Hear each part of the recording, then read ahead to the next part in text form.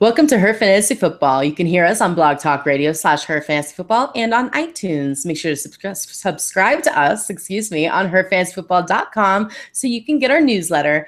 Also, don't forget that we have rankings. We also have a link to our fun FanDuel game Diced, where we have 4 ingredients to help you set your lineup. And you can hear us on SiriusXM every Saturday night from 9 to 11 Eastern on SiriusXM Fantasy Sports Radio. You can also chat with us on Twitter at Her Fantasy FB and on Facebook / Her Fantasy Football. I'm your host, Courtney Kirby. I'm here with Ashley Williams and Brandon Marianne Lee, my lovely sisters and co-hosts. It's week 8. Dun, dun, dun, dun. Bye week. It's very much a bye week. Get them out of your lineups. We have the Arizona Cardinals, the Green Bay Packers, Jacksonville Jaguars, Los Angeles Rams, New York Giants, and the Tennessee Titans. So no, you do not have a running back on your team. That's okay. That's okay. We'll help you out.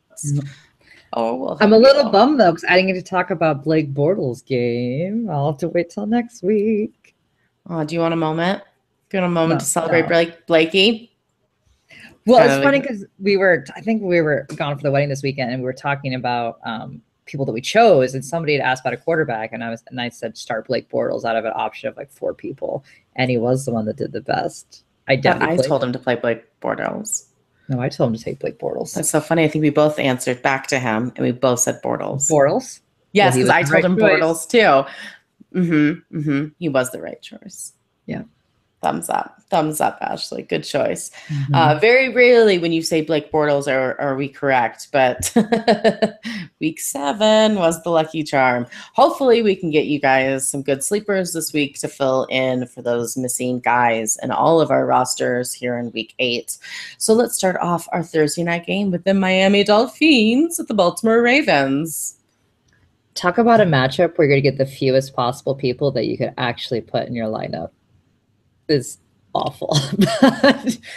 Jarvis Landry. No sleeper alerts. No sleeper alerts. It's like start or complete bench. But Jarvis Landry, 11 targets, 7 catches last week, 93 yards and a touchdown. He's good to go. Again, it's completely fine. Now, I do want to mention that NFL has completely closed their investigation into his domestic violence. So this is something we talked about that was completely different than what we're dealing with Ezekiel Elliott. So he's good to go for the season. No reason for him to freak out. I do want to point out that he actually looked better with Moore than with Cutler out there. Everybody looked better with Moore. So there's no reason to freak out. I don't know why you would freak out that Cutler's gone. The pastel colors in Miami looked better with Moore. Yeah. Right? Yeah. But Moore I like Matt Moore. Me too. We'll get to that. He's allegedly not their guy, but feel good about Jarvis Landry. Jay Ajayi, 23 carries, only 51 yards, still no touchdown, but he has a nice matchup this week. Unfortunately, you cannot bench somebody that is getting 23 carries. You just can't do it. So you're playing him because of the nice week matchup. We're going to hope this will be the week that he scores, but I feel like I've been saying this for 7 straight weeks in a row at this point in time. But it could be the week. It could be it. Sleepers. Should be it, but it should have been it a long time ago. Sleepers, Devontae Parker, he's questionable for this week. He has been practicing on a limited basis. He apparently has a shot at suiting up Thursday. I don't know how likely it is. I think you can play him if he does suit up. If he doesn't suit up, Kenny Stills then becomes a sleeper that you can play. He had 9 targets last week again. Parker was out. I caught 6 of them for 85 yards and 2 touchdowns. He's someone that has scored back-to-back weeks here, so he's a good option if Parker doesn't play. If Parker does play, Stills' production drops drastically where he's getting max 3 targets. So it all rides on whether Parker plays or not. And then bench is everybody else. I do want to point out that Adam Gase says that Cutler is their guy. You know, he is adamant that he is them, despite the fact that Moore played better. Everyone looked better, and he provided a nice little spark to the team, and they actually won. But allegedly Moore is still the guy. Cutler is still the guy. So we'll have to see how Moore does. I'm hopeful that maybe that could change. But on to the Ravens. Start. No one. There is no one that you could start. Sleepers, we've got a lot of injuries here. Jeremy Maclin, he's questionable with his shoulder. He seems to have a decent chance at playing, but you should not be playing him. Ben Watson, his knee is also questionable. There's a chance he will play. You can only play him if you are in PPR formats. Again, you should hopefully have better options. Brashard Perriman, he's got a concussion. He will more than likely play, but he's going to have limited action. You should bench him. Chris Moore is interesting. He got 2 of 8 targets for 36 yards and a touchdown. I'm not one who likes to jump on bandwagon players, but he might be the only receiver you could even consider on this team because the rest have proven to be just terrible. Oh, and I should say Mike Wallace is not likely to play. Concussion is out. So he's the only option, but you should hopefully have better teams because Joe Flacco is so terrible. I really wouldn't want to start any receiver on this team because Flacco is just awful. Now, in terms of people that can maybe actually consider sleepers, Alex Collins, not great, rushed 10 times, only 30 yards, which is just awful. He is the lead back on this team in theory, but Buck Allen is the only player that you can potentially consider. And again, only in PPR formats. He rushed 6 times for 20 yards. Awful, also awful, but he had 11 targets, caught 8 of them for 29. So in PPR, you're at least going to get the points there. Otherwise, there is literally not a single person you can play on this team. Ugh, Ashley, better news, hopefully, for the Minnesota Vikings at the Cleveland Browns. Well, Stephon Diggs might play, so that's good news. Hopefully. He was limited to practice Wednesday. Again, that is better than what we had seen the past 2 weeks where he didn't practice at all. So that is good. He is traveling with the team to London. They apparently say there's a good chance that he's going to play. My issue is they've got a bye week next week. So why would you rush him back? You should, if this was me, I would wait till after the bye week and then play him.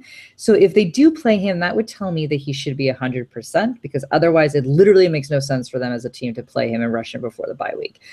If he suits up, you have to play him because of just the production we have seen all year. But Adam Thielen is someone that you should be playing regardless. Obviously, his value goes up if Diggs is not playing, but he had 12 targets last week, caught 5 of them for 41 yards. Again, we use the word targets loosely because some of them were just not really in his area, but he's somebody that you absolutely need to play. Sleepers, Kyle Rudolph caught 5 of 7 for 43 yards. So again, we're seeing that chemistry there. Was the second most targeted person on the team behind Thielen. And he again that chemistry with Keenum. And he now has had 5 or more catches in 3 straight games. So we have seen a little bit of consistency here. So in a terrible position that provides something of a bit of a spark, you can play Kyle Rudolph. In terms of the running back situation, more confusion with McKinnon and Latavius Murray. Murray had a great game. He rushed 18 times for 113 yards and a touchdown, which he hadn't done well prior to that. So that added a little confusion here. He wasn't using the passing game, but that's McKinnon's territory. McKinnon rushed 14 times for 47 yards and had 10 yards. This is not an easy matchup, and Baltimore was. So I kind of want us to not look at last week's game and freak out about McKinnon because my money's on McKinnon thus far because pass catching backs have done better against the Browns than the power backs. So I think if you got to go with one, go with McKinnon. And try to not think about what Murray did last week because it's going to really confuse you. And then quick note, Case Keenum will be the quarterback this week. Teddy Bridgewater, he's not going to play. There's a chance he could play, but they'll probably wait till after the bye week. So you'll probably see him week 10 at the soonest. But again, we'll have to wait and see what they decide to do. It all rides on Keenum. Brandon, what about the Browns? All right. DeShone Kizer is the starter again. Because I love Cleveland. The Browns are going to brown. They're always going to brown, people. It's consistent. Gotta love that. You can depend on it. Because you know what? They want to see how many times they can bench DeShone Kizer before the nail is officially in the coffin. I feel for this guy. Or don't. Yeah. Stick with him or don't. Yeah. He can't coach himself. Wow. I don't know if this is Hugh Jackson's way of like saying, hey, do I get fired on the way back from London? Like, do I get to stay there for a little bit? Maybe go to France? Maybe he has some hotel reservations in Italy. He's like, maybe you think he planned a whole Europe-month trip because he's going to get canned there? I'm just saying, I know a couple years ago, every single team that lost basically fired their head coach on the way back. And I'm just saying this might start that trend again. Like, let him stay. I mean, he's in Europe. Seems like a nice thing to do. I think so. No, listen, this quarterback situation is so mishandled. I don't even know what to say at this point to anyone. It kind of makes everyone else unstartable. Listen, Minnesota gives up the 5th fewest fantasy points to opposing quarterbacks. You wouldn't start them anyway. Yeah, I mean, he has interception in every single game that he's played this season, 11 on the year without playing in week 6. That's pretty bad. And also the Deshaun Kaiser going out late controversy is so lame. Did you know it was Friday night that he went out late? It wasn't the night before the game. I mean, the way that the drama has unfolded, you would think that he was out late before the game. Would. No. It was Friday night into like midnight to 1 o'clock in the morning on Saturday. And then he did go to practice in the mid-afternoon. It's the latest practice start time is on Saturday. And then he was fine. And the only reason anyone knows about it is because people were Snapchatting his story. But basically, he was just talking to friends. It really is a non-story, you guys. People go out on Friday nights every once in a while, and they're still not throwing 11 interceptions in a few games. So it's not good. Sleepers, I guess Duke Johnson, desperate play only. Minnesota gives up the absolute fewest fantasy points to opposing running backs, the 5th fewest receiving yards to opposing running backs, and only 1 receiving touchdown so far this year to opposing running backs. Just wanted to drive that home. Game scripts are never going to favor an Isaiah Crowell breakout. David Njoku could always score a touchdown. Vikings give up the 17th most points to tight ends. But again, how can you depend on that? And the problem with these London games is they're often very one-sided. Often they're shutouts, actually, like one team blows out the other team. So Kenny Britt might return from his knee and groin injuries, but how could you start any wide receiver on this team, but certainly not Kenny Britt? Minnesota giving up the 14th fewest fantasy points to opposing wide receivers, and impossible blowouts who do not start kickers or defenses. So you're saying Minnesota Vikings are going to blow them out? I think that's the most likely outcome. Yeah. We're definitely not saying the Browns. So no. And by the way, we have Jeff on our YouTube channel who made a comment. He says, I miss the old Mile High poster, but the Halloween shelf is good work too, Courtney. Thank Those you. of you not watching, it is adorable up there. Thank you. I'm in my family room today. My children are sleeping in my room. So hopefully they don't come out here and interrupt us during our fantasy football time because they want airtime too. But thank you. Yes, 'tis the season. Thank you. All right, let's move on to the Atlanta Falcons, the New York Jets. All right, so I think this is going to be a bounce back game for Freeman. I'm calling it. He hasn't gone over double-digit fantasy points in standard scoring since before their week 5 bye. But this is the week the Jets give up the 8th most fantasy points to opposing running backs. I can feel it. You have to start Julio Jones, and he did finally score that touchdown against the New England Patriots. Oh my gosh, right? Was that just so crazy? Hope he builds on that. New York gives up the 8th most points to wide receivers. And wow, we just haven't seen a big game from Matt Ryan. No. Sad. He only has 1 game with more than 1 touchdown. More than 1 passing touchdown. How crazy is that? He's a low-end QB1 this week. The Jets give up the 12th most fantasy points to opposing quarterbacks, but it doesn't matter about the matchup. It just isn't going to that next level. And there's been a lot of talk about their offensive coordinator, Steve Sarkisian, and if he stinks or not, frankly. I don't know if he does or not. My husband can't handle it. He was just yelling at the TV the whole time. He's like, you deserve to be fired. You deserve to be fired. And I was like doing something. He's like, you're not paying attention to me. Do you get it? They're running a lot of the same. He's a Julio Jones owner. I know. But, if you look at the actual percentage of pass plays versus run plays and where they're going on the field and what have you, it's actually pretty much, it's very similar. It just isn't working anymore. And they're just not pivoting. They're actually sticking too much to what was happening last year. It's weird, I think. But anyway, sleepers, I'm going to go with Tevin Coleman. Although he was limited in practice on Wednesday due to a knee injury. That could explain why he played in so few snaps last week. Normally, we've been telling you he's a pretty sturdy flex play. I think he goes back to that, but do keep your eye on the injury report. And Sanu came back from his hamstring injury. And again, if you play in a PPR league, man. Looks good. What? 10 times he was targeted in the New England Patriots game. He caught 6 of them for 65 yards. Again, you need that PPR boom, but that's PPR flex time pretty much every week for Sanu. It's been very consistent. On the bench, I don't understand the Taylor Gabriel obsession. Again, I said this last week, and of course, he only went for 24 yards. You guys, this is a constant thing, and every week I hear fantasy analysts pump this guy up. I mean, only 1 touchdown on the season. I don't get it. The upside's not there for me. And Austin Hooper just doesn't get enough looks to suggest him. In 4 of his 6 games played, he's had 2 or fewer targets, only 1 catch off of 1 target for last week for 6 yards. But the Jets give up the 7th most points to opposing tight ends. So it could happen, but I have to put him on the bench because I feel irresponsible not doing it. I mean, 1 target. You can't. No, the volume's not there. And Matt Bryant, he has been fantastic up until the last 3 weeks. He's been dealing with a back injury. I think it's greatly affecting him. He missed 2 kicks last week. He looked terrible. I think you need to find another kicker, you guys. It's heartbreaking. The last 3 games, 5.7 points, 1 point. And I don't know. I'd look elsewhere. And, if you lose them, you lose them. But you can't have that going right now. Don't leave points on the table. And I'm not getting into the Falcons' defense this week. I know that the Jets give up a lot of points to opposing defenses. But listen, they only scored 5 points when they played against Mike Glennon in week 1 and only 3 points against Cutler in week 6. So even if they have good matchups, they're not making much of it. I love, Brandon, that you are just a Debbie Downer about the Falcons against the Jets. Like with 6 teams on bye. Like that's saying nuts? something about the Falcons this year, right? I love it. No, it's good. It's real. It's honest. That's what it is. All right, let's get into the Jets. And I will be honest with you.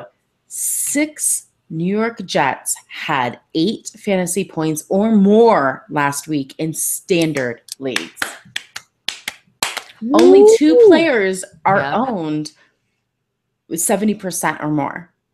This is the perfect team to stream. Let me say it again. Pick up your Jets, play your Jets. You'll feel good about yourself. Fantastic matchup for all of them except Austin Seferian-Jenkins, who's one of those guys who's owned in 70% of leagues. But you're still going to play him. He has had a touchdown in the last 3 games and is averaging 8 targets a game. So as he continues to be a red zone target, you will continue to play him regardless of matchup. Sleepers, any of these guys are the perfect flex, as I just said, below Powell, about Forte. Atlanta gives up the 6th most fantasy points to running backs. Jermaine Kearse or Robbie Anderson. Atlanta gives up the 12th fewest fantasy points to wide receivers, but that's a little inflated by a few players. So I am not saying that these guys are going to get you huge double-digit games, but they are going to get you at least 8 fantasy points. And in that flex spot, gosh darn it, with 6 teams on bye, that's all you need to stay alive. So love them. You can stream Josh McCown. I'm saying it. He has had 2 games in a row with over 20 fantasy points. There are worse options. Okay.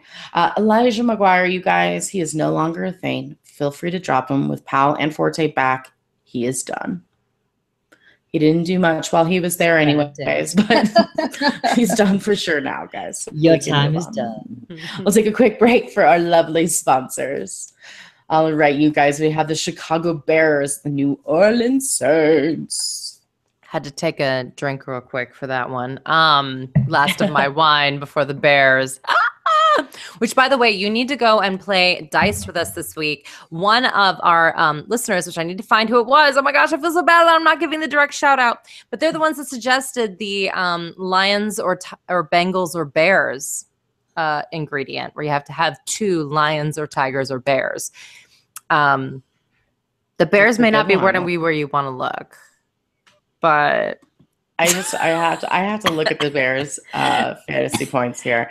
So not a single Bear had 8 or more fantasy points last week, opposed to the New York Jets. I'm just saying. Yes. Standard scoring, yes. Only 1 wide receiver caught 1 pass, and that was Tanner Gentry. Yes. Gosh, whoever that guy is. Mm-hmm. Yeah, it was for 8 yards. Mm-hmm. So let's talk about the Bears. You want to start Jordan Howard. He had a tough game last week. But, listen, it was a tougher defense than you thought, and that's okay. Carolina's defense is tough, okay? Jordan Howard is 65 yards. Okay, that's life. But he's still getting a ton of touches, and he's still a running back 1, so you go with him. And you certainly want to go with him because, listen, they give up the Saints give up the 13th most fantasy points to opposing running backs. They have been high scoring, the Saints, but they're still giving up a lot of yards and points, so I'm still okay, obviously. My only worry with Howard long-term is the usage. He's getting a lot of touches. They're really kind of overusing him, especially since he was hurt earlier in the season, so that's more long-term issue, but today you should start him. But, listen, John Fox is not going to turn away from the run. He's just not going to do it.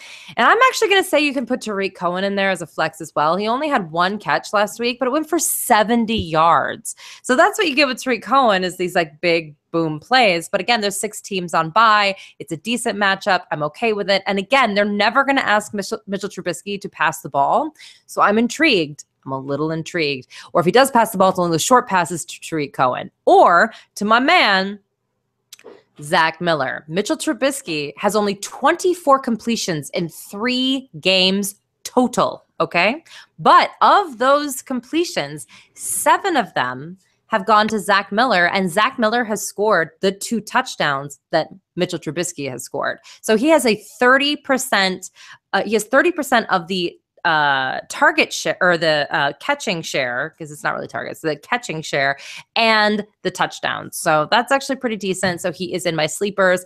And the Bears actually just traded for Dontrell Inman from the Chargers for a conditional 7th round pick, which is crazy because Inman caught 58 passes for 810 yards and 4 touchdowns just a year ago.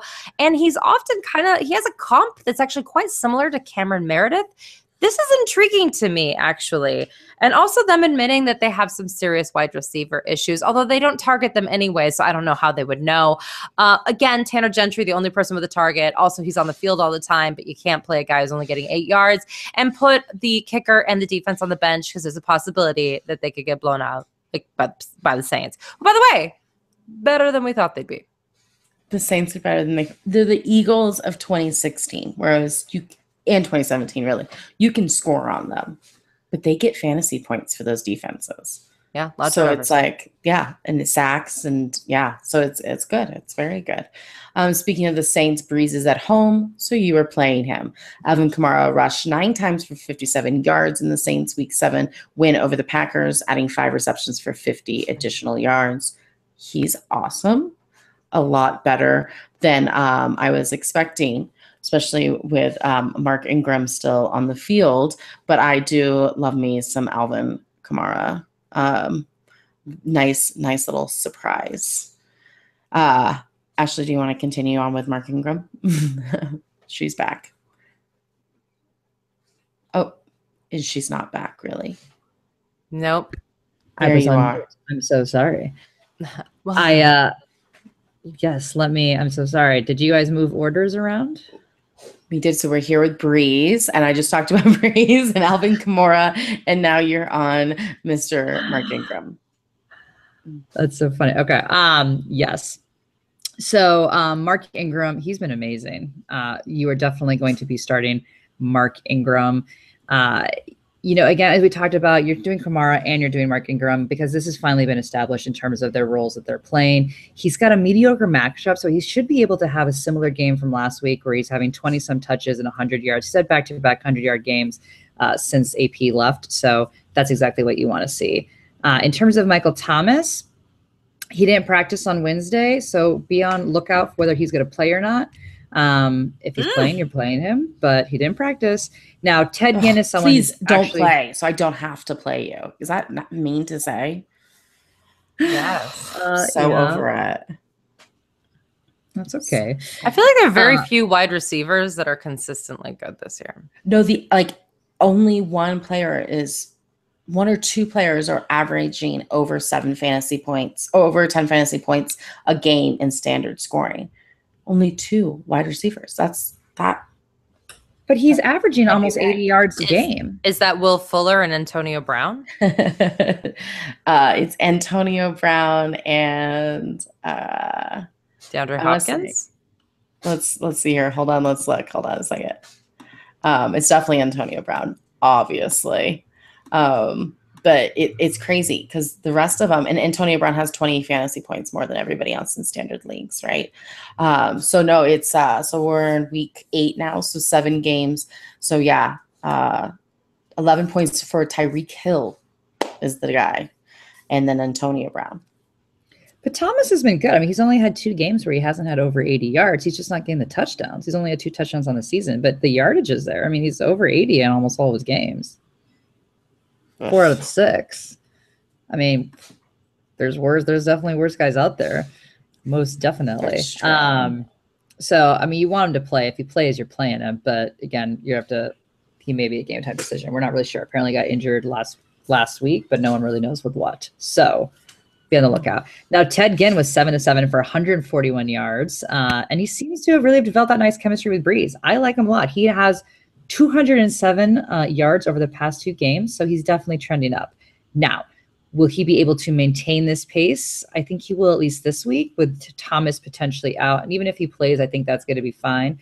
The issue is what's going to happen when Snead comes back, and what kind of ratio are they going to see? Now, Snead, it was weird that he didn't play last week because he was trending as if he would. He's been practicing in full this week. He should be able to play. So all of them kind of rely on whether Thomas is going to play or not in terms of whether you can have Ted Ginn in a wide receiver 2 or if he needs to be bumped down into a flex position. The interesting part is the other person who could actually benefit is Brandon Coleman if Thomas is out. And I'll be intrigued to see how the ratio between him and Snead goes, because he was 2 of 3 targets for 31 yards and a touchdown, but he has scored in 3 of the 6 games this year. So there's a 50-50 shot if you start Brandon Coleman that he's going to score for you. So, oh yeah, that's his role. That's his role, right? So we don't know. I ranked him so much higher than everybody else because I was like, it's literally a 50-50 shot. He gets more fantasy points than 80% of the people. Yeah. So now Willie Snead, though, historically is somebody that Breeze likes to go to. So unfortunately, this kind of chemistry that we've been seeing is going to completely change with Snead back. So you kind of have to wait and see this week. And then Fleener, you're not playing Fleener. He doesn't benefit from anything. So a real quick just note before we go into the next matchup, there is a Pro Football Focus stat that is about what the quarterback ranking is when they target a wide receiver. And guess which wide receiver has the number one, or which wide receiver's quarterback has the number 1 rating when targeting them? Bryce Butler. Deshaun Watson. Nelson Aguilar. Guess who number 2 is? Okay. And these are of people that play in at least 25% of the snaps. Alshon Jeffrey. Oh, well, that's why Bryce Butler's not in there. Right. Well, Bryce Butler, yeah, he's up there, but he only has 11 targets and he's like been on the field for like nothing. It is Ted Ginn Jr. Just putting that out there. I'm telling you, he's the man. You can play him. I just really hope that when Willie Snead comes back, this doesn't completely mess with the chemistry and the flow they have, because he's being productive. Yeah. Snead's going to mess everything up. I'm not going to lie to you. Snead's going to completely mess everything up. If he comes back. He should play this week. He's healthy. He's good to go. He was healthy last week. That's what's really interesting is they didn't play him, is that he was good to go last week. Iron punishment. Off-field issues, I would say. All right, we have the Carolina Panthers, the Tampa Bay Buccaneers. Week 7 against the Bears was the most pathetic showing I have seen from the Panthers all year, including the spanking they had by the Saints in week 3. The only player who did what we expected was Jonathan Stewart with the 4th game with 4 fantasy points. So thank you for consistency, Jonathan Stewart. 4 points obviously is not anything that we want to brag about, but at least it's consistent. He gave you exactly what you wanted. So well done, Stewart. You will continue to bench him. With 6 teams on bye, you have to play these guys against one of the worst defenses in the league. Tampa gives up the 3rd most to quarterbacks, the 10th most fantasy points to running backs, the 2nd most to wide receivers. The toughest matchup is for Ed Dickson, who I am trying not to start. Okay. I know if you have a tight end on bye, it's going to be dicey, but really these teams that are on bye aren't tight end heavy. So hopefully that is not your situation. He is catching about half of his targets in the last 2 games, and he doesn't have a touchdown on the season. I know it's tough out there, but I like other guys. I know Brandon mentioned she didn't like Austin Hooper. I like Austin Hooper this week. I already said I like Safarian Jenkins. I like Ryan Griffin, even though we have him ranked really low. I even think OJ Howard's worth something, even though I think Cameron Brate's the number 1 guy. I think the list goes on of people I would start over Ed Dickson. Anyways, so you are playing Cam Newton, Christian McCaffrey, Calvin Benjamin, and Devin Funchess with a great matchup, a decent ceiling for all of them, and 6 teams on bye, I don't think you have a choice. So there's that. Carolina's defense is at 13, so they're right there on the streaming thing, and that's not because they're not great. It's just because Tampa Bay, can score points. As far as Tampa Bay, if you own a Buccaneer, you are most likely starting them as well. This isn't the easiest matchup, but neither was Buffalo last week, and they all did fine. Even Jameis Winston, who I thought for sure wasn't going to get many fantasy points at all, he had 10 more fantasy points than the average quarterback that has played against the Bills. So he was limited in practice on Wednesday, but he played through his injury last week and had his best week throwing the ball. So I'm not quite as concerned as some people out there are, including Miss Brandon Marianne Lee, who is giving me the face of, ooh, Jameis Winston. Ooh. But I said that last week, and he dominated in fantasy points. So it's possible. Yeah. It's possible. Evans had another double-digit game. The Panthers have only given up 5 double-digit performances this year to wide receivers, but 4 of them were Danny Amendola and Chris Hogan, and Nelson Aguilar and Alshon Jeffrey. So I think Evans and Jackson have the possibility to both do well. Doug Martin didn't manage a touchdown or double-digit performance last week, but he is seeing the volume. So as we said earlier, you can't bench a guy that's getting the volume in such a running back thin year. So he's a flex or a running back too in most leagues. Cameron Brate had his first game without a touchdown since week 2, but he still managed 60 yards. Yes, O.J. Howard was the tight end of week 7. And I don't mind either of them, but I do think Brate is still the guy. He still is seeing the targets.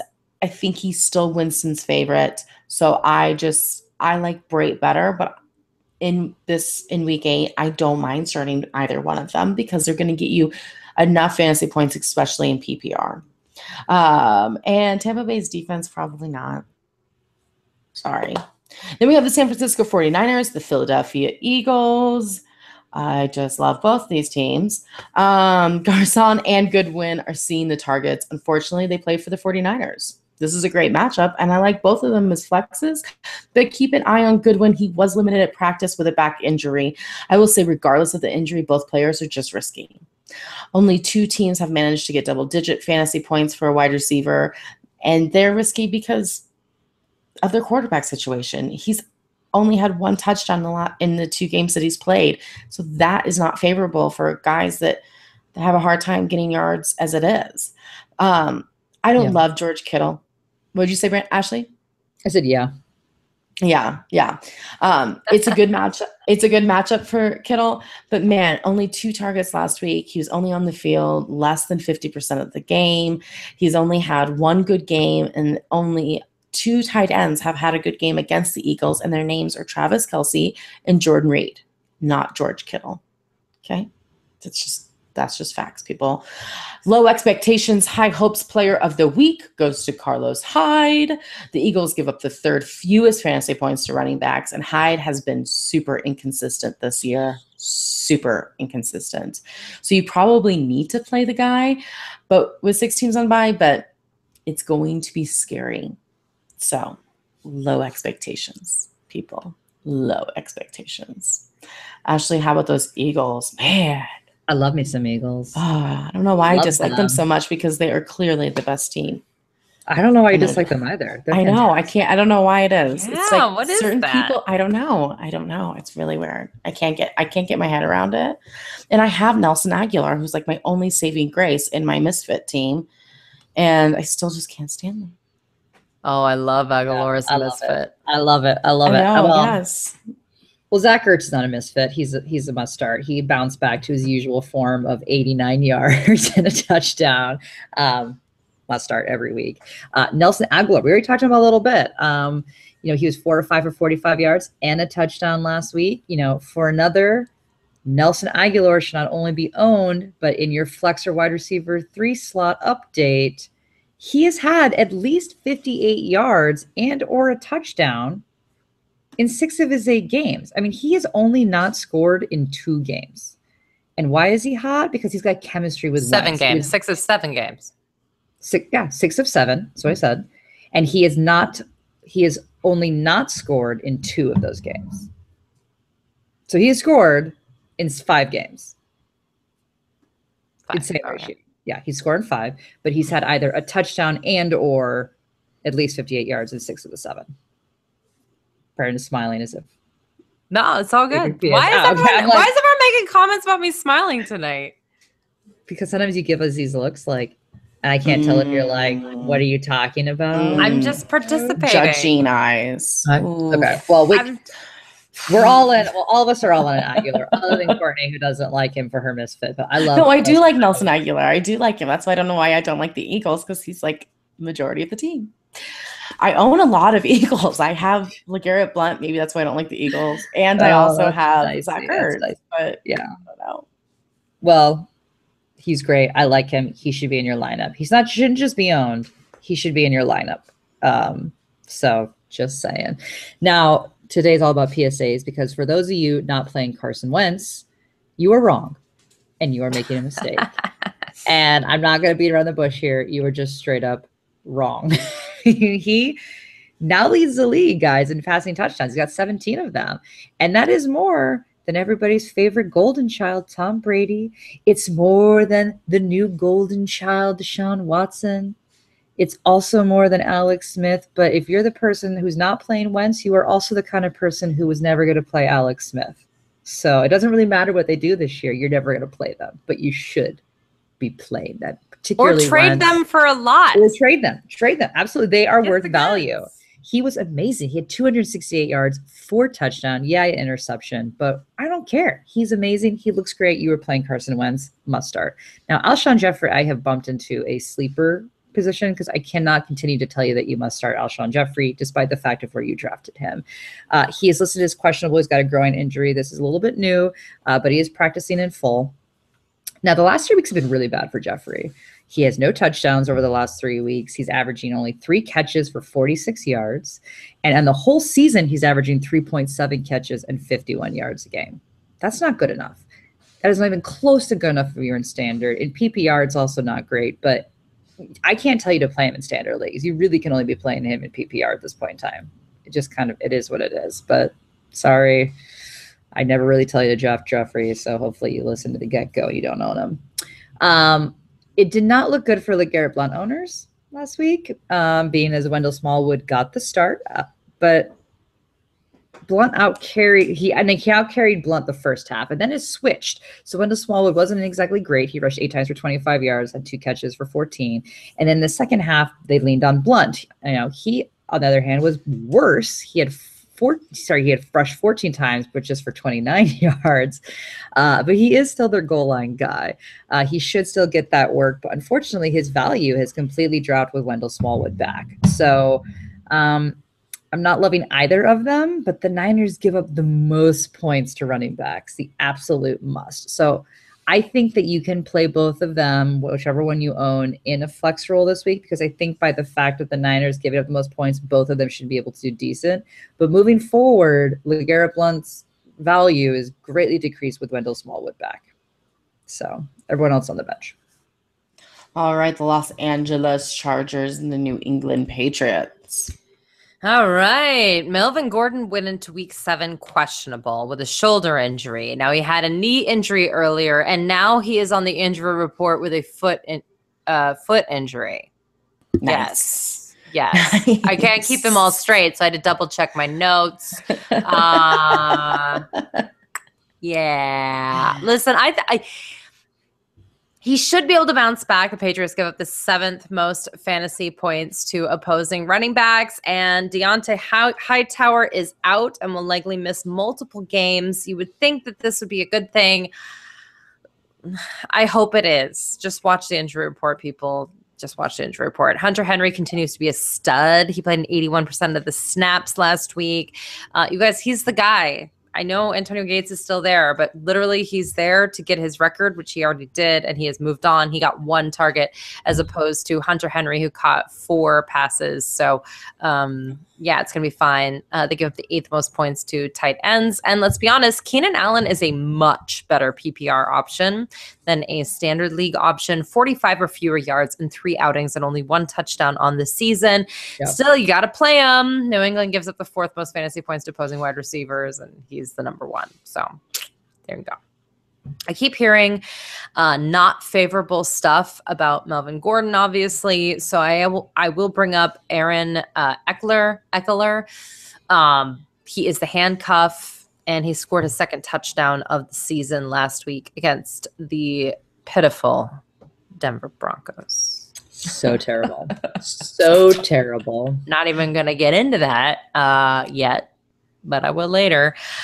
Wish they were on bye this week so we wouldn't have to talk about it. Oh, it's just too ugly. It's too ugly, people. If you want a high floor option, I'm going to say Phillip Rivers. That's right. Only 20 points in 1 game, and every other game has been between 15 and 19, except for 1. But he has 8 touchdowns to only 1 interception over the last 4 games. I thought I knew you, Phillip. That's good. I thought I knew you. Who are you? But warning, it's week 8. Yeah. And if you know Phillip Rivers over the last 3 years, week 9 starts the decline, as in the weather's changing. Only 6 games of 6 of his games following this will be single-digit scoring. I mean, it's really bad, you guys, historically for him. But right now, week 8, I'm saying go for it. The Chargers must feel like Mike Williams is going to be fine, although he hasn't caught any of his 3 targets so far this season, and he had 2 last week that he did not catch because they did trade away Dontrell Inman, but you can't start him, that's for sure. Mike Williams, that is, and you can't start Novak or the defense against the Patriots. How about the Patriots? Oh, yeah, they're my team too. Sorry. Hi. Okay. She couldn't see through the fog there. I couldn't see through the fog. And then, I don't know if you saw the fog picture where they also had the score, the 28-3 underneath it, like through the fog. Nice. You can see it. Anyway, I love our Patriots friend was fans, there snarky. That plays in our family league. Oh, and yeah. Ashley's like, can you see anything? He's like, I can see the scoreboard. Yeah. So sassy. You start Tom Brady no matter what. However, I am going to temper your expectations here a little bit. The Chargers give the 8th fewest fantasy points to opposing quarterbacks, and even Alex Smith and Carson Wentz could only score 15 fantasy points on them. So hold on, I need to pause you right here because we have a sentence where you say Tom Brady and even Alex Smith and Carson Wentz couldn't do this. I'm not saying they're on the same level, but I'm saying that the only person who's been able to score over 15 fantasy points has been Trevor Siemian in week 1. And that, as we know, that was an aberration. I'm going to say they are on the same level this year, Brandon. I'm going to say it. I don't know about that. This is the moment Brandon gives me the glare. But we just said he's got more points than Brady. I agree. I just can't let that out of my mouth entirely. But you about can, fantasy football. We're not talking about legends and Hall of Fame and stuff. Brandon. Certainly, it's just fantasy. But you'd play Wentz over Brady this week, wouldn't you? No brainer. No. See, this is where we go back to when I told people not to play Peyton Manning in one game, and Brandon's like, "You are crazy. We want people to listen to this show." And then Peyton Manning scored 3 points that week. I agree. I don't think he's going to score only 3 points, though. And Tom Brady today is not even close to the Peyton Manning. Totally agree. But Carson Wentz got a better matchup. I agree. But I still but this is why I'm saying if you have 2 of these guys, and a lot of you do, if you have Drew Brees and Deshaun Watson or Tom Brady and Carson Wentz, you need to trade one of them because you shouldn't be benching either of them. That's where we agree. So go get a running back. Go get a wide receiver. Get someone else. Don't have one of these guys sitting on your bench. It's just dumb. You can always fill in with a Josh McCown. Am I right, Courtney? You're right. All right, there you go. All right, you play Gronk. Only 3 catches, 51 yards last week, but the Chargers give up the 2nd fewest fantasy points to opposing tight ends. But hey, and by the way, that means they've actually given up 0 touchdowns to tight ends so far this year. But Zach Ertz was able to get 81 yards, so I think you're going to get around that from Gronk. They give up the 10th most fantasy points to wide receivers. So I'm good to go on Hogan and good to go on Cooks. Now, Hogan did look like he was healthier this last week. And I think I feel good about both of them this week. I am not feeling good about Danny Amendola. He didn't practice on Wednesday due to a knee injury. So that's a no-go for me.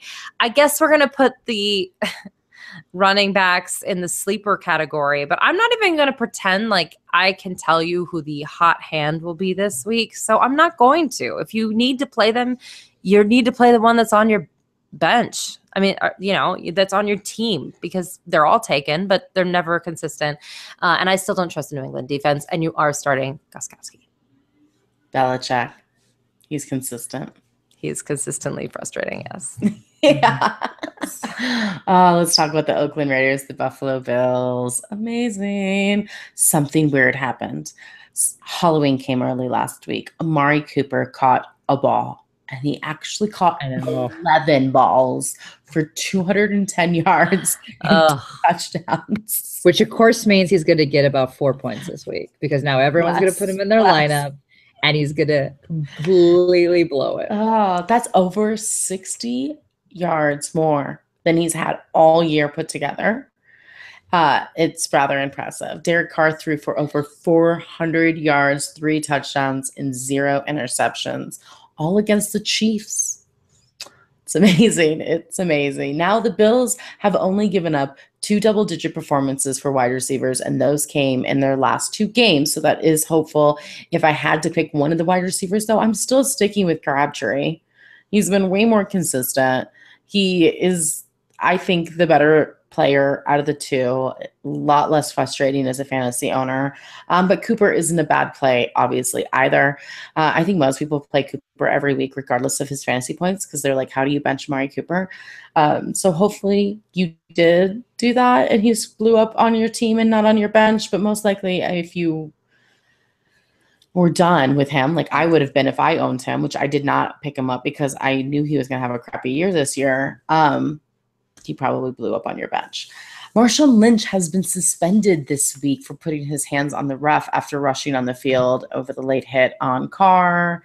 I love Marshawn Lynch's passion. I mean, except for he wasn't defending Carr. He was trying to calm down his friend. It was the guy who hit Carr. Right. I mean, right. Could you imagine? Well, and he didn't leave the stadium. He actually stayed in the stadium. He actually left the locker room and sat and watched the game in the stadium, which is so Lynch. And then he took the subway home. Yeah, but he touched a ref. He can't touch a ref. It's a good suspension. It's just crazy.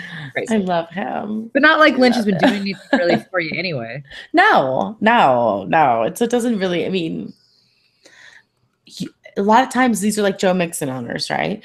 That you are playing him because you think it's going to be that moment. It's going to be that game where he does something for you. But he hasn't been. So it's not like the end of the world. But that leaves DeAndre Washington and Jalen Richard. So they will most likely be a true timeshare against a tough rush defense. So they're, to me, no more than a flex option if you have to. I don't love the situation. As for Jared Cook, I'm okay with Cook this week. If you are a Delaney Walker owner, he sees the targets. He's had over 100 yards receiving the last 2 weeks, and we saw what OJ Howard was able to do against the Bills. So it's possible that Cook could do half of that, which is a good fantasy game for tight ends. So I would take that. 60 yards and a touchdown would be fantastic, right? But you're not going to start the Oakland's defense. It's just not been pretty. Ashley, what about the Bills? Sorry, I was distracted looking up Joe Mixon stats because I just always like to validate myself.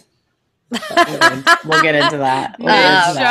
Mid-show when you're about to talk about the Bills. Somebody mentioned Joe Mixon. Well, Courtney did, obviously, and I was just like, oh yeah, I just like to reaffirm to myself that he's terrible. He is, but we'll get to it later. Oh my gosh. Who wasn't terrible was LaShawn McCoy, though. He rushed 23 times. Again, he's a volume guy. He's constantly gained about 20 touches. That's what you wanted. That's why you've been playing him, regardless of the fact that he wasn't scoring. But you know what? He finally got a touchdown, 2 touchdowns and 91 yards. He had a fantastic game. He also had 31 yards off 7 targets, so caught 5 of them. He's got a decent matchup this week, so hopefully you can see similar production. I'm not sure you're going to see 2 touchdowns again, but I think you're going to see maybe 1 touchdown and between 90 and 110 yards. So it was a very heavy McCoy game, and I think this game will be really similar because he's got one of the better matchups. Now, I'm going to say his sleeper will be Tyrod Taylor this week for quarterback, just because you've got a lot of teams on bye. I wouldn't normally say so, but he's a decent option. He was 20 of 33 for 268 yards and a touchdown, but again, he rushes. So he rushed 6 times for 53 yards. Again, this is the better matchup is running, and because he's a running quarterback, I think he's going to be able to put up some yards on his feet. So this was his best game of the season, and the 3rd time that he has thrown for over 200 yards this season.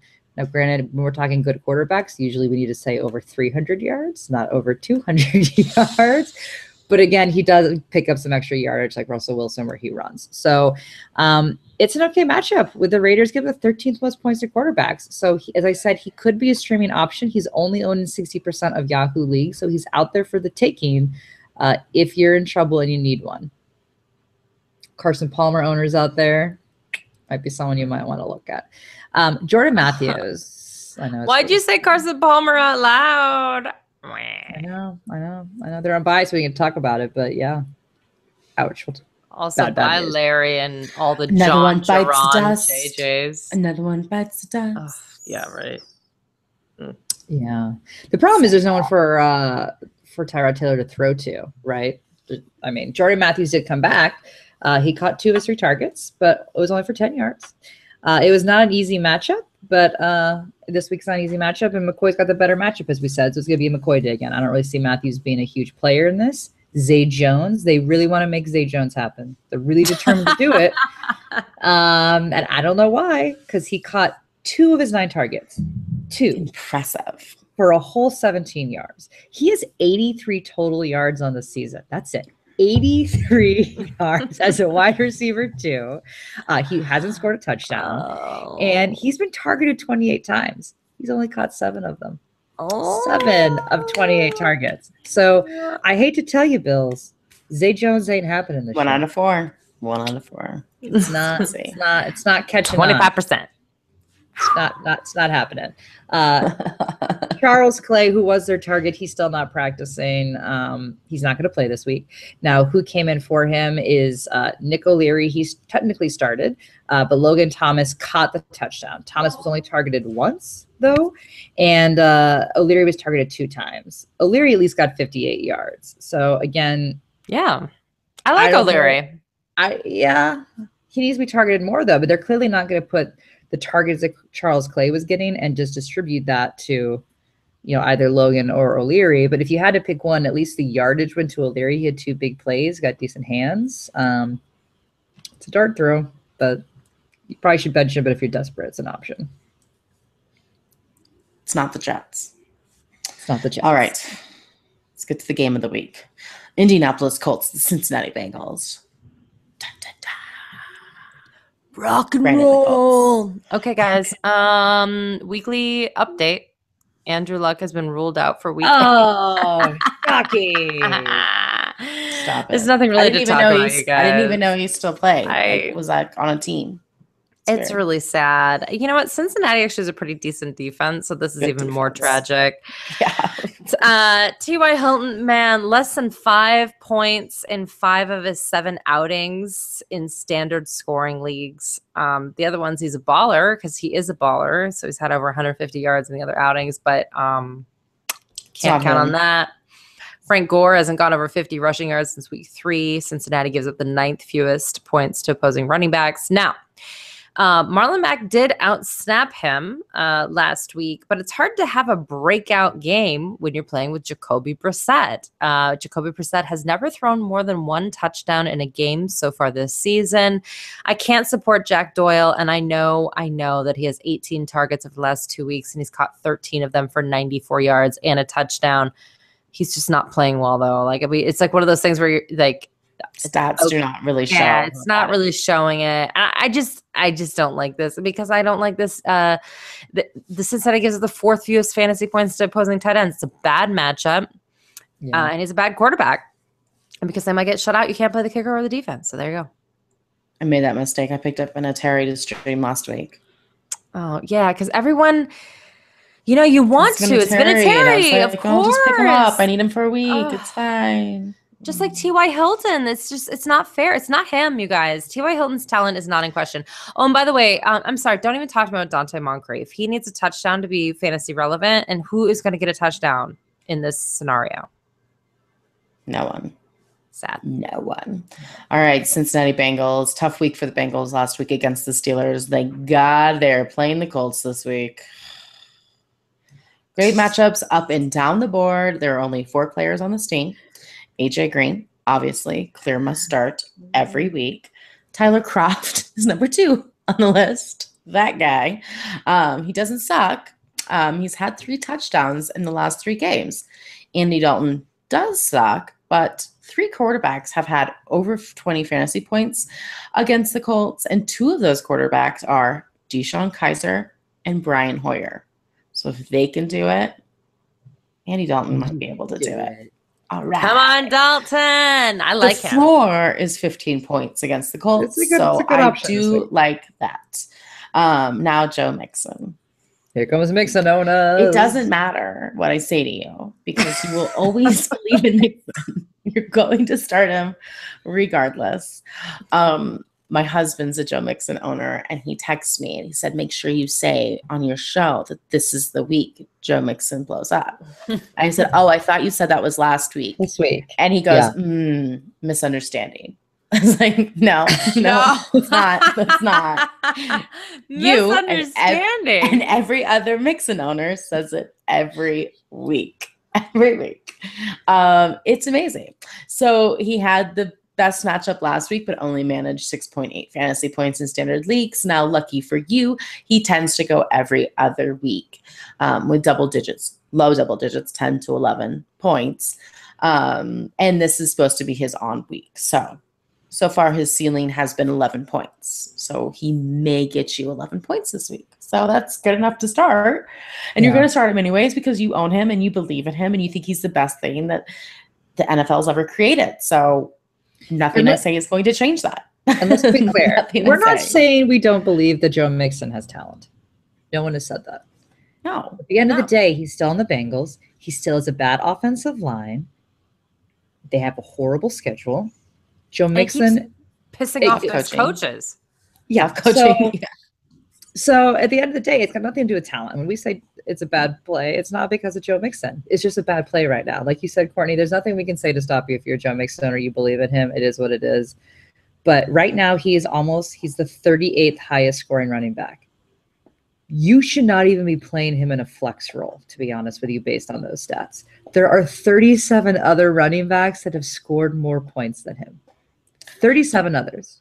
You know what it reminds me of is my family. We just introduced our kids to the Hendersons, and like the guys who just have to chase down Bigfoot because they believe, they believe it's real.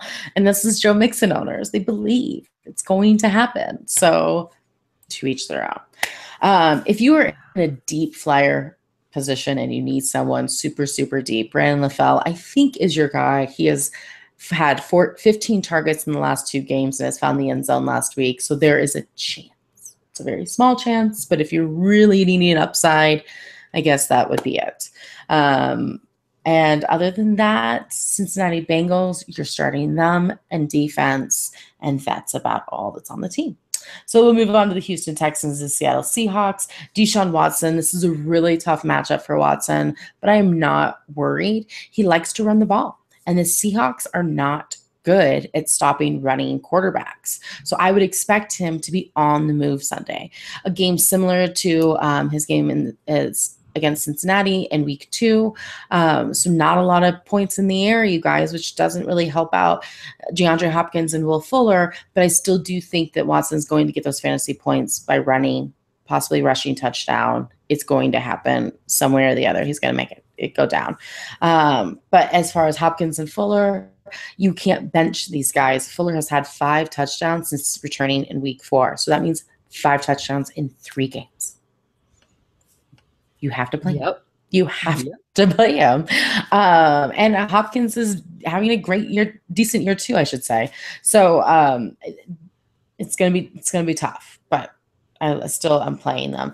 Now, I usually like a team that's coming off of bye, but I don't love what's happening before bye for Mr. Miller. Unfortunately, I just don't know how this timeshare is really going to work out. And that makes me nervous against a great defense. So I'm not saying don't play him, but it could be kind of scary. It could be kind of scary week. If you have a better option, if you're kind of iffy between 2, go with the other guy. Go with Joe Mixon. Just kidding. That would never be your option. You're obviously playing Joe Mixon over Lamar Miller. If you're a Mixon owner, it's crazy talk. Houston Texans defense, we have him ranked number 12. So you can start him. Done. I don't hate Ryan Griffin this week at all. This is the best matchup for the Texans. He has been seeing the targets. He has a rookie quarterback, which you all know how I love tight ends with rookie quarterbacks. And 3 of his last 4 tight ends that played against them had 8 fantasy points or more in standard leagues. So this is not a bad situation for a tight end going into this week against the Seahawks. And Ashley, how about those Seahawks? Well, Doug Baldwin owners are happy. I'm also a Doug Baldwin owner, so I needed this game to feel better about life. 9 catches, 92 yards, and a touchdown, 12 targets. That is what we needed to see from Doug Baldwin. So it seems that his hamstring is fully healed. I think he needed that bye week to really rest up. By week 6, fingers crossed, we have Baldwin officially back. I think we do. I think he looked good. Jimmy Graham, you're playing him every single week. He had 51 yards and a touchdown, but you're playing him regardless of how the week went last week. But the good news is it is a really good matchup this week. So that's a nice little added bonus to make you feel good about Jimmy Graham. Russell Wilson, he 334 yards, 3 touchdowns, 10 yards on his feet. Even with the bye week, he still is the 6th highest scoring quarterback. So again, this is that sweet spot where Russell Wilson takes off. We've been seeing it happening. You're playing Russell Wilson every single week. Now my sleepers, Tyler Lockett. I haven't been huge on Tyler Lockett just because I feel that Paul Richardson is kind of the better option. But Tyler Lockett, he was targeted 7 times. So his targets have been increasing the past few weeks. He caught 4 of them, only 29 yards. But then he did a play where he had 15 yards on 3 carries. He should have had a touchdown, but it was called back. So this is one of those cases where if you look at the stats and you just look at how it was, it's not going to seem as if he did that well, but he's been a lot more involved than he has been. So it's a decent matchup against the Texans, give up the 16th most points. So I'm okay if you want to run the risk with him this week. I'm okay with it. I think there's a chance. Now, as I said, Paul Richardson, he is more my guy. He only had 2 targets, but he gets few targets, but he gets big yardage. He's that big play guy for them. He had 61 yards and a touchdown. He has scored in 3 of the 6 games. So again, he's one of these guys with a 50-50 shot of scoring. And these are the kind of guys that you put in. Like these are the guys you want for flyers because it's 50-50 chance they're gonna boom on you. So I like him a lot. I think he's a good option. Who I don't like is this entire running back core. I haven't liked them all season, and I still don't like them. They're unproductive. Thomas Rawls, 36 on 11 carries. Eddie Lacy, 34 yards on 11 carries. They're just both crap, and you have to bench them, and it's a terrible matchup this week. You're not playing them. You're also benching J.D. McKissick and Procise, he returned last week, made his grand return, and then basically immediately re-injured himself. So amazing. He's a guy with health issues. He's getting close to my do not draft list, period. But he didn't practice Wednesday. He should be considered a long shot to actually play this week, which means that J.D. McKissick is going to continue the role which he's done, which has been filling in for C.J. Proskyce as that pass catching back. The problem is he hasn't played that well the past 2 weeks, and again, it's a terrible matchup, so you're benching him as well. All right, we have the Dallas Cowboys with the Washington Redskins.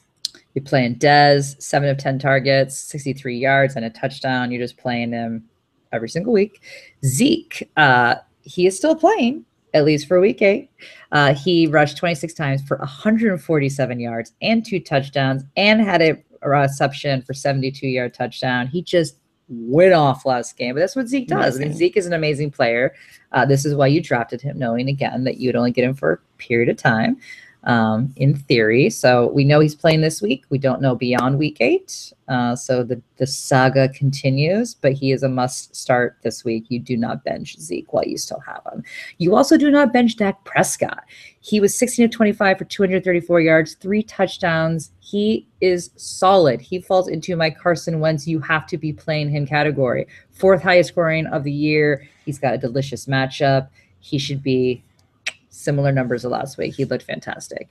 Now my sleeper is going to upset Courtney, Jason Witten, because she loves him. But he was 4 of 4 for 54 yards and had a touchdown. He has an amazing matchup this week. So you can play and stream Witten. Washington's at the 2nd most points to tight ends. And Dak also has a nice matchup. So you could see him produce similar numbers to last week, if not better, because this matchup is that good. And again, with tight ends, this is someone that is an actual viable option this week. I was talking to somebody who doesn't listen to our show about Jason Witten, just about football really in general. And then I just brought up Jason Witten and like, how I hate him, and he like spurred this like huge like hating tight ends thing, and you should have seen his face like, who the heck hates Jason Witten? And I was like, oh yeah, that's not normal. Oh yeah. Sorry, I should have said that out loud. For fantasy, I'm sure him as a human. Yeah, well, obviously, obviously. It's like the Eagles as a whole. I hate them. I was just, it's like that. It's nothing against them. I don't know why. It's not normal, and I know that. I know I have a problem. Yeah, it's okay. It means the first step. That's right. But this is a good week. This is a good week for him. This is a week where you can play Jason Witten and feel good about it, which is rare for any tight end position to actually feel good about starting them. But I think you can feel good about it with Witten. So this is a stat taken straight from Roto-World because I will completely botch it up if I don't say it word for word. But Dak Prescott, 154.4 quarterback rating when targeting Bryce Butler is the highest for any receiver with at least 10 targets in the league. This again, and we're talking streamers, there's options there. So he's had only 11 looks, 8 catches on the season, 207 yards and 2 touchdowns. But that is more than Terrence Williams, who has had 8 more targets and played 133 more snaps. So again, while Williams has got more opportunity, they're not using him, but they actually, when Bryce Butler is on the field, they actually use him. He is being used, right? So again, this is a decent option if you need one. You're benching Cole Beasley, the yards aren't there, and then the Cowboys signed kicker Mike Nugent because Dan Bailey's expected to miss several weeks because he injured his groin. So again, make sure you know that your kicker is actually playing. I do not suggest that you play Mike Nugent, but if you are a Dan Bailey owner, you need to have other options. So. Well, I didn't want to ruin the fun, you guys, but I think that the Washington Redskins have surpassed the Eagles for me, and I officially hate them more. More than the Eagles? Ooh. I think I'm going to let the Eagles go. I think I'm going to let them go. Okay. The only sure thing in Washington is Kirk Cousins, period. Done. Which is weird, right? Like, how is he the sure thing when he has no one to throw to? Oh, my gosh. I know. It's like a...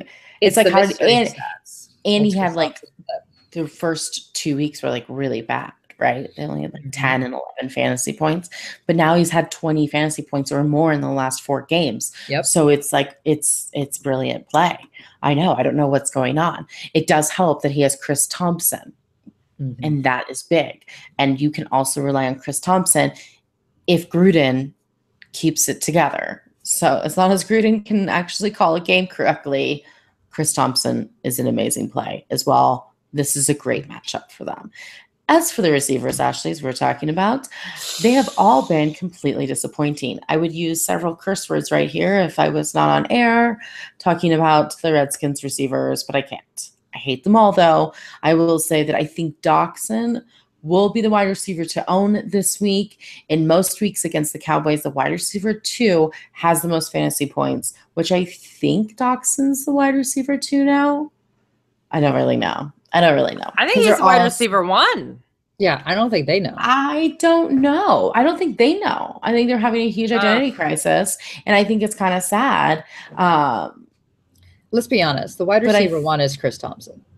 The right receiver, yeah. That's the wide receiver 1. Yeah. And he's the RB 1. Yes. He's just number 1 on the team, period. Yes. Ashley, I do agree. I think that we have to. So then, therefore, either way, Josh Jackson's wide receiver 2, right? Right. So I think that he's going to get the fantasy points this week. Fingers crossed, because nobody knows. It's the Redskins. Jordan Reed had a comeback last week with 64 yards and 2 touchdowns off of 8 receptions. Beautiful, but no tight end has had over 7 fantasy points against the Cowboys. The only and the only one who has was Virgil Green. He doesn't count. He doesn't count. So yikes. You're starting him, but this is going to be a tough matchup for him. And I will just say, like, Samaje Perine, what the heck? 0. Like, I don't even know. I don't think he touched the field. I don't know. That's kind of sad.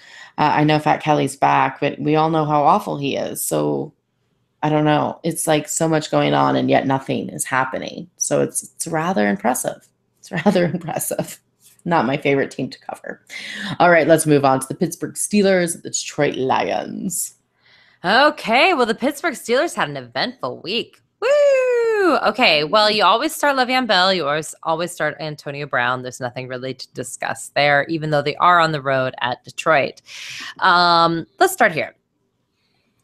Martavis Bryant is not happy. Martavis Bryant is supposedly asking for a trade, and not in that coy way he was asking for a trade the week before, but like he got on Instagram and got a little crazy talk. A little. So things got a little out of hand, and then he missed a mandatory meeting on Monday. And basically, he just confirmed that his coach said you're inactive this week, and he got demoted to the scouting team. So here's my thing. I went off with Brandon this weekend about this. He does not get to be angry and upset. When you have been suspended as much as he is, you do not get to complain about these kind of things. You are on a team and you are employed. Is he a talented player? Yes, he is. But this is not the way to go about getting more playing time. This is not the way to go about being thrown to more. You don't get to complain in this fashion, Bryant. Here's my thing. He obviously went to rehab for substance abuse, but there was also conversations about depression and what have you. I think this is a little bit deeper than this. I'm not quite sure the team knew what to do when he came back in terms of supporting him. I think this is just a bad situation. So I think there's more going on, and this is why we told you not to draft Martavis Bryant. Yes. And by the way, if you used our cheat sheet, you did not draft Martavis Bryant. So you're welcome. Or Joe Mixon, for that matter. Also, you're welcome. Yeah. So there you go. Or Amari Cooper. The other thing, which is actually kind of cute and nice and funny, is that Juju Smith-Schuster lost his beloved bike. His teammate, Antonio Brown, actually was offering up like a ransom or whatever for the dang thing. And it did show up at the police station. So Juju Smith-Schuster does have his bike. In the meantime, former porn star Mia Khalifa gave him a shout out, like, you're one of my favorite follows, hope you find your bike. And he was like, oh no, I may be young, but I'm not dumb, I'm not falling for this, because she's historically posts DMs that athletes send her. You know what DMs do there. Yeah. So if you'd like to see someone's member, it's weird. It's all weird. And so he's saying no. So he's rejecting former porn stars, losing bikes, finding bikes. There's jokes about whether or not it was Martavis Bryant who stole his bike. I'm not going to go there, but it did make me giggle. Yeah. And it's all very... The winner of this week is Juju, for sure. Juju. And I think it's going to equate to some good Juju on the field for him. That's right. Yeah, it's been a lot of bad Juju, but now maybe the good Juju's coming in. I will say it all feels very Pee Wee Herman movie to me when they were on bikes. Can somebody please put together something for us that has Juju's face on Pee Wee Herman with the bike? Oh, It'd be brilliant. so glorious. It'd be so Yeah. glorious. So good, so good. All right. Well, here's the deal. Let's get back to football. Big Ben on the road. I'm not starting him. Maybe Chris Boswell. I don't think the Steelers are going to get shut out, so I feel fine with that. And maybe the Steelers defense. 8 or more points in all but 2 games this year. Detroit gives up the 7th most fantasy points to opposing defenses. Bench is Big Ben, for sure. The Lions give up the 10th fewest fantasy points to opposing quarterbacks, but also Roethlisberger's yet to score over 17 points in fantasy all year, regardless of matchup. So who cares? Juju Smith-Schuster is practicing, but technically he is actually still in concussion protocol, which was a surprise because no one knew he got a concussion, and he actually finished the game. So no one's quite sure when he got this concussion or when they found out he had a concussion, but something to watch for sure. Giselle tweeted about it. Yeah, right. Detroit's kind of mediocre against wide receivers. He's just not getting enough yardage or usage for me to get excited about it, even without Martavis Bryant there, because it's not like Martavis Bryant was getting all these targets and now it's going to go to Juju. It was all not there to begin with. He's gone over, that is Smith-Schuster, over 39 yards one time. He needs a touchdown to be fantasy relevant. And again, they're on the road. And Detroit gives up the 13th most fantasy points to tight ends, but Jesse James hasn't been targeted in 2 whole games. So no thanks. No, thanks. All right. Well, as we all said, we saw what Pittsburgh did to Cincinnati last week. I think Detroit's a better team than Cincinnati, but not by much. So this isn't going to be a great game for any of your Detroit players that you own. Marvin Jones just falls into our top 30 for wide receivers. Tough matchup. That kind of leaves Matthew Stafford. We have him ranked outside of our top 15. So and that's with 6 teams on bye. So that's kind of what does that tell you? Scary. Yeah. Oh, for sure. I mean, it's not a healthy situation. As far as quarterbacks playing against Pittsburgh, the only one who's gotten over 15 fantasy points, again, it's like trivia of 2017, Deshaun Kaiser in week 1. So it's not even Alex Smith, Ashley's favorite guy. He's the one who got the 15 fantasy points. So and this scary Case Keenum only got 6.6. So it's not the situation that you're really going for when it comes to starting quarterbacks. As far as Amir Abdullah, hot and cold all season long.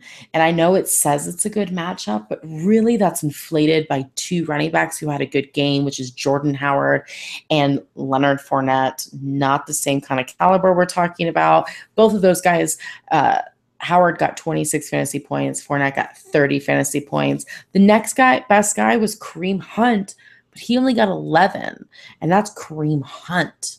So it's kind of not as good of a matchup as you really think it is. So, I mean, I'm okay with the flex, but no more. I mean, I'm not benching a guy thinking Abdullah is going to have this phenomenal game. Detroit Lions defense kind of just falls right there we have him ranked 14th, so maybe streaming potential.